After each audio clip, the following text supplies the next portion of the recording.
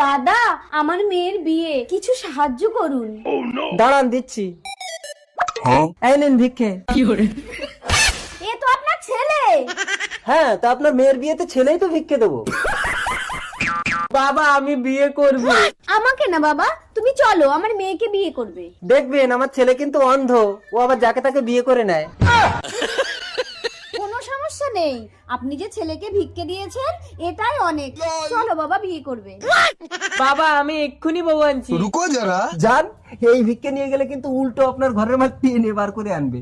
যাক, একটা বৌমা এলে আর আমাকে কাজ করতে হবে না। বাবা, বউ এনেছি। বাবা থাক থাক থাক মা, ওঠো ওঠো ওঠো। কই আমার বউ, কই ও বউ? আপনার খোঁড়া মেয়েটাকে আমার কানা ছেলের গলায় আপনি ঝুলিয়ে দিতে পারলেন?